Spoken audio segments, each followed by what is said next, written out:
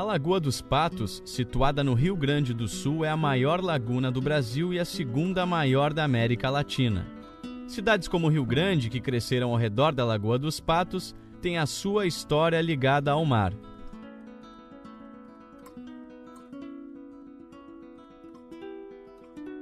Seja pela necessidade de reparos em embarcações, seja porque era indispensável ter um barco para a pesca ou mesmo para a locomoção, era inevitável que surgisse com toda a sua maestria a figura do carpinteiro naval.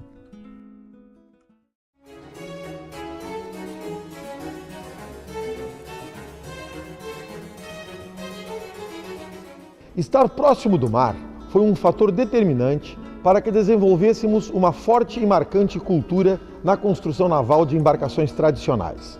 Com o passar do tempo, os barcos aqui construídos adquiriram características próprias, adaptando-se à realidade marítima do lugar, como esta canoa de pranchão, a Célia, que está aqui no Museu Náutico da Universidade Federal do Rio Grande. A construção naval tradicional do Rio Grande é uma herança portuguesa que começou no início do século XIX. No final deste mesmo século, surgiram diversos estaleiros, quase que simultaneamente, em diversas localidades do sul do estado. Foi no início do século XX, na década de 30, que surgiu a mais tradicional embarcação da região, o bote de canto, ou o bote de fundo em V.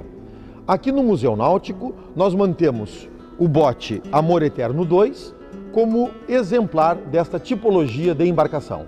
E para que a história da construção naval tradicional do Rio Grande fosse resgatada e registrada para as futuras gerações, criamos este projeto sociocultural com o apoio da Jandenul do Brasil, parceira incansável dos projetos do CCMAR-FURG. Conversamos com alguns dos principais carpinteiros navais da região para sabermos mais dessa história. Quem foram os primeiros construtores e como eram feitas as embarcações? Qual será o futuro da construção naval artesanal? Essas são algumas das perguntas que norteiam nossa pesquisa para tentarmos entender a essência desta profissão.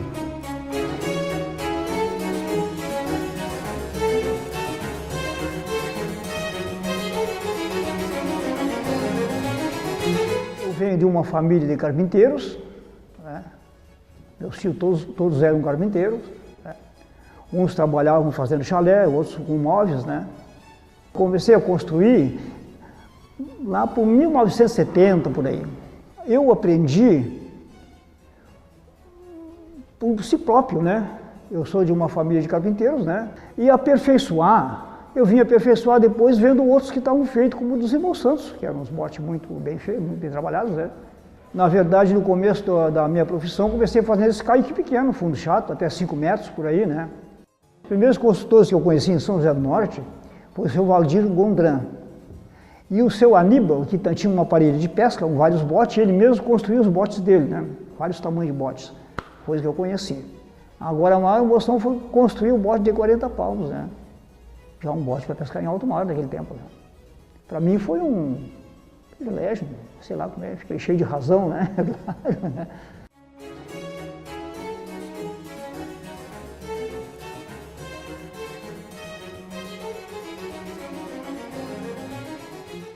Carlos Valdenir Basgalupe Gonçalves.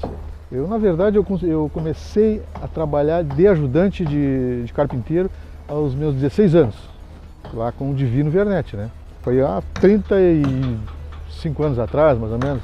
Construção naval é uma coisa que é uma profissão meio complicada. O construtor naval, ele fabrica, se botar uma marcenaria, fazer molde, ele sai fazendo outro dia. Agora o cara que trabalha numa construção de num marceneiro, ou coisa assim, o cara não chega aqui fazendo a mesma coisa. Parece mentira, não tem nada a ver. O cara se desarma, como diz outro, né? Então a construção naval, ela faz tudo, ela mexe com tudo, mexe com esquadria, mexe com todo o sistema, né, de carpintaria. Tem que investir, senão a gente vai ficando para trás. Quando tu vê, tu já não consegue nem te manter mais, né?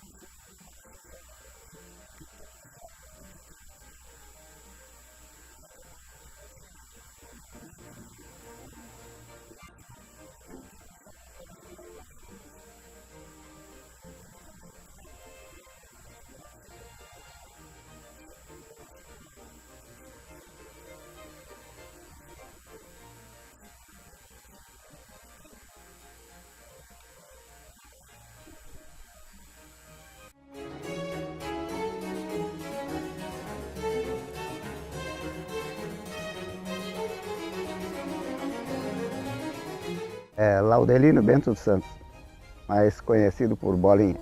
Eu nasci na Turutama, mas moro aqui na Ilha dos Marinheiros. Eu tinha uns 5 anos, vim em 45. Aí eu via os carpinteiros trabalhando, né? Os meus irmãos trabalhavam com Milton, o outro estaleiro, irmão dos irmãos Santos. E eu olhava e via os irmãos Santos, eu era guri, ia lá e deu gosto de ver aquilo ali. Eu via muito o Mateus trabalhando de enxó. Aí o pai deles ainda era vivo, o falecido Zeca do Júlio. Aí eu chegava lá e ele me dizia: "O que tu queres, Basilinho?" Eu era guri pequeno, né? Então eu fui olhando e depois primeiro comecei com obras, fazendo obras, fazendo reparo em embarcação. Aí depois então comecei a fazer caicos, fundos chatos, caicos pequenos. Aí depois comecei a construir bote. Só que eu construí os botes, mas só que eu não encurvava antes. Aí de uns anos para cá, então o falecido Zé, lá dos Irmãos Santos, que era o mais velho deles, me disse: "Bolinha, encurva primeiro. Se tu encurvar é muito mais fácil para ti, assim é mais difícil." As velas eram feitas, tinha uns cortadores de pano, mas a maioria, eu aprendi com meus irmãos cortar velas. Hoje em dia tem muito carpinteiro, mas que nem os Irmãos Santos, eu acho que vai ser difícil.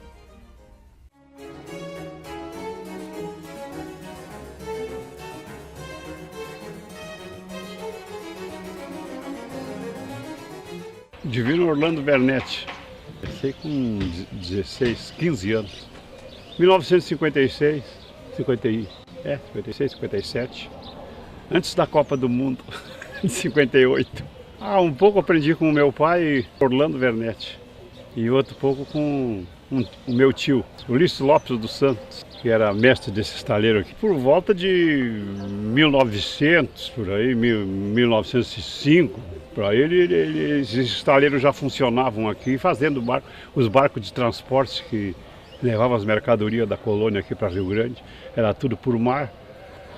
Os fundos em V, eu acredito que foi em Rio Grande que começou essa em maior escala. Os fundos redondos foi aqui em São Lourenço mesmo. Foi eu que comecei, eu que fiz o primeiro fundo redondo. Fundo V deve ter construído uns 1400, 1500 por aí. E fundo redondo não mais do que uns 400, 500 por aí. Aqui os pescadores queriam embarcação maior e a embarcação fundo V tem um problema que a madeira trabalha muito, e aí por causa daquele negócio da madeira trabalhar, inchava muito o fundo e abria das cavernas. Então a gente criou o fundo redondo para eliminar aquele problema. Houve época que era feito costado em duas partes. Aí lá por volta de 1975, 78, eu resolvi tirar a bainha, fazer o costado liso. E até hoje ninguém mais faz bainha, todo mundo faz com costado liso. A bainha era uma tábua por cima da outra, no meio do barco. Era assim que construiu lá em Rio Grande, os Irmãos Santos. Eles entabavam o barco para depois colocar as cavernas. E nós fizemos as cavernas para depois entabuar o barco. Não tem padrão definido. Não é que nem uma fábrica de carro. Faz uma lateral e é aquilo sempre, não é assim. E os pescadores não têm poder aquisitivo para fazer uma embarcação de fibra. Eles fazem de madeira porque é menos da metade do valor de uma embarcação de fibra. A minha ambição é trabalhar até o fim, porque eu gosto de trabalhar. Foi pela excelência na construção das embarcações que os Irmãos Santos ficaram conhecidos. A história dos Irmãos Santos com a carpintaria naval começou na Ilha dos Marinheiros. Em seguida vieram para Rio Grande, onde construíram barcos até o final da década de 70. Eles eram 6: José, Mateus, Amadeu, Hermes, Clair e João. Em 1968, Hermes tornou-se taxista. João e José já são falecidos. Mateus, Clair e Amadeu hoje estão aposentados.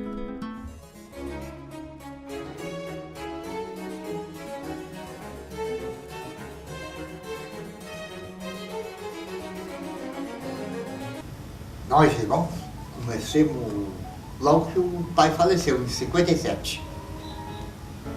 Mas já trabalhava no tempo do pai, né? Um tio dele, chamava-se Afonso Vitória. Meu pai, o bote de canto, fui lá porque por 30, eu acho, por aí. Foi o seu pai que inventou os botes? De canto, porque tinha um bote mesmo que era o outro, que era o que fez que vendeu pro meu pai aquela ferramenta ali, né, de João do Bote. Porque as cavernas do centro eram quase retas, né? E na proa e na popa que tinha muito ângulo. Era o João do Bote que fazia isso. Quando o pai morreu, achava que nós não ia fazer igual o pai, né? E acabou fazendo melhor ainda, né? Entendeu? No fundo, nós fazíamos os botes que muita gente não acreditava como é que era, né? É engraçado, sabe? Essas caverninhas aqui, ó, tinha um molde, né? Tá? Então, tinha um molde. E eu fazia o fundo, tá? Colocava o fundo em cima dos cavaletes, botava uma linha, nivelava ele e botava as tábuas para ele, botava o pau de proa e de popa. Tá?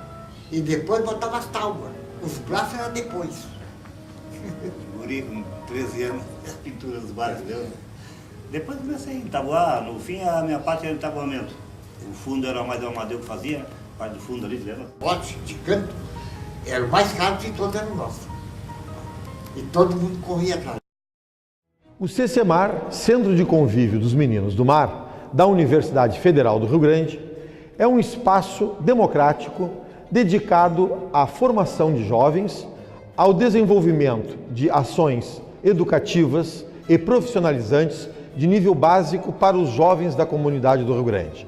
Este projeto foi possível graças ao apoio e uma grande parceria da Universidade Federal do Rio Grande com o BNDES. Dentre os diversos cursos ministrados pelo CCMAR, temos o curso de Construção Naval. E é aqui, no Estaleiro Escola do CCMAR, com a parceria da Jandenul do Brasil, que um grupo de 10 jovens está construindo uma embarcação tradicional da região. Trata-se de um bote de fundo em V, com 8 metros de comprimento. E a este bote daremos o nome de ópera, porque a palavra ópera significa um conjunto de obras.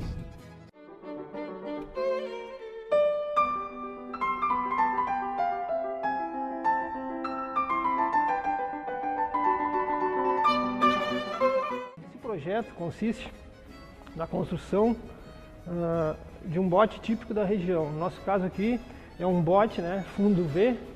Então tudo começa pela escolha do projeto, né? Após a escolha desse projeto, a gente faz também a escolha das madeiras. No caso, ele é feito de grapa e de cedro, né? Após a escolha da madeira, a gente começa assim a construção do bote. É dada uma teoria, aqui a gente tem fundamentos de matemática, né, de uso de escalas, eles têm que aprenderem isso também. Eu passo tudo para eles, a gente pega todas as medidas normais de um bote, é feita uma redução usando a escala, aí eles fazem, cada um faz a sua maquete, que é uma das maneiras de manterem os alunos concentrados. Cada um vai fazendo o seu trabalho.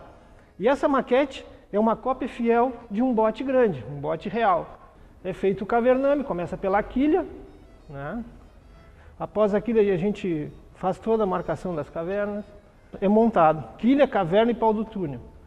Esse fundo ele é feito virado, né? Feito ao contrário, para facilitar a colocação das tábuas.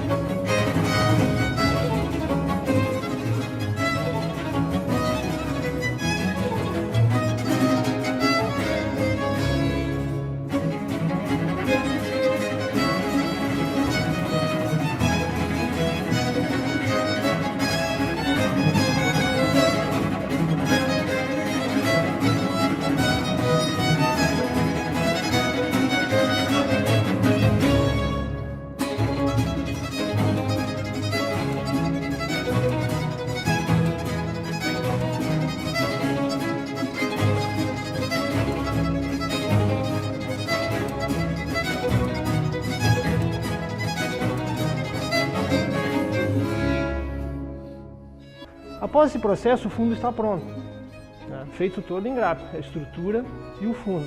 Ele é desvirado para facilitar a colocação das tábuas.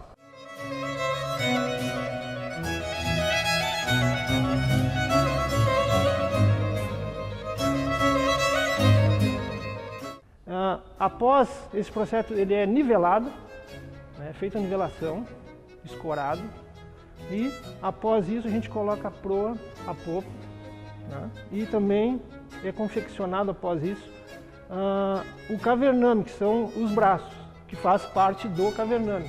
O cavername em si é todo, é caverna e braço, que dá toda a estrutura ao bote.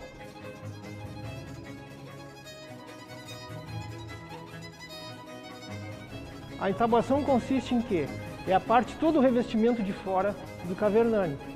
Neste caso, nesse bote específico, é todo feito em cedro. Esse bote é feito o acabamento dele. Ele é todo lixado, interna e externamente. É colocado os verdugos, né, que é uma proteção que vai na parte superior do bote. É colocado os dormentos, que é na parte interna, que serve de suporte para os bancos. Esse banco, no caso, nesse bote, ele leva 4 bancos, que são o banco do traquete, que é o da proa, os 2 do meio, né, e mais o da meseira. Aí, nessa parte, está pronto o casco. 100 milímetros, centímetro, 100, né? E ali, quando você quer a caverna? Eu achava que, antes de fazer o curso, eu achava que fazer um barco, pra mim, não era nem um bote. Eu não sabia nem o nome, pra mim era barco, na real. Vai por causa que eu quero marinha, né? Então, eu conversei com meu cunhado e eles falaram que às vezes eles querem alguém que tenha noção de construção naval, assim. Aí vai me influenciar nisso também, pode me influenciar nisso. Eu vejo como um fato, estamos querendo renovar a cultura, que já estava ficando muito esquecido a construção de botes. Tipo, se eu tenho um problema na rua, eu chego aqui como se tudo parece, assim. Está eu e o que eu tenho que fazer, assim. Por mais tarde eu posso ver esse barco aí, o Ópera, dentro d'água. Aí eu vou ter orgulho de falar que eu fiz parte da construção daquele barco. Eu nasci praticamente dentro de um estaleiro. Então, eu já nasci vendo meu pai fazer bote. Então, eu fui acompanhando, né, os ensinamentos dele. Ele não tinha muito tempo, porque é um estaleiro, então um estaleiro não é uma escola. E a intenção sempre é essa, né, de todo profissional, um bom profissional, é tentar melhorar o teu trabalho.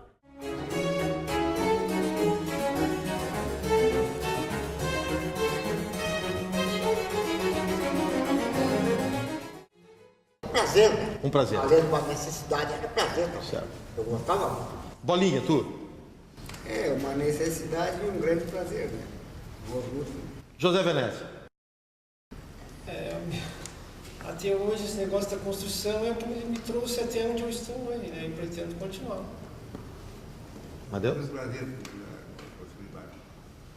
Russo? Foi a coisa mais linda que eu fiz na minha vida, foi isso aí. Beleza. Até uns 26 anos, 27, aí parei, mas a Irmandade parou, eu tinha que ir junto, né? Claro. Mas foi legal. Alemão. Olha, é muito gratificante o ego da gente ver uma coisa começar do nada, depois se formar e ver flutuando. Entendeu? Isso é muito gratificante, tu ver depois lá dentro da água flutuando, o pessoal trabalhando, usufruindo daquilo ali, né? Tirando proveito, né? Sustentando sua família daquilo ali. Acho muito gratificante isso aí. Seu Wilson. Eu concordo com as palavras do alemão. Então foi um prazer aprender a fazer, a ver o bote pronto do cara também. É isso aí. É um gosto, né? É. Ótimo. Para mim é a mesma coisa também, o orgulho, cara. Ver uma embarcação caindo na água e dizer assim, lá fui eu que fiz. Que beleza. Isso aí é uma realidade do negócio, né? Ivo, você? Sem dúvida, uma declaração de amor, né? Uma declaração de amor. Claro, com certeza, para mim, como engenheiro naval, e assistindo esses depoimentos, é uma delícia realmente estar aqui, né? Uma honra estar com vocês. Vocês são um retrato vivo, né, da nossa história, né? E vendo vocês descreverem a embarcação, falando dos movimentos e das dificuldades, é fantástico realmente. É um pedaço da nossa história que está aqui, né? Para mim é uma honra estar aqui de qualquer maneira. Quando você pensa no homem que vai fazer a casa, o cara faz a casa e vai embora, né? O construtor vive aquele barco, ele é como uma mãe, ele cria aquele barco, ele gera aquele barco e depois tem na entrega, no lançamento, na saída do barco, é como se tivesse saindo um filho da barriga dele, né? Então essa profissão tem essa magia que é o casamento do homem com a criação dele, né? O Criador. Ele define que cara vai ter o filho dele, né? Qual o tamanho que vai ser, qual a largura que vai ser, quanto mais alto vai ser, como é que o filho vai se comportar no mar aberto, então tem que botar o casario mais alto, a proa mais alta. Então essa é o lado mãe do homem, né? Do construtor. Isso só quem tem essa água salgada no sangue entende isso, né? É uma coisa linda, linda, linda, linda. Assistir, ouvir, estar aqui presente, né?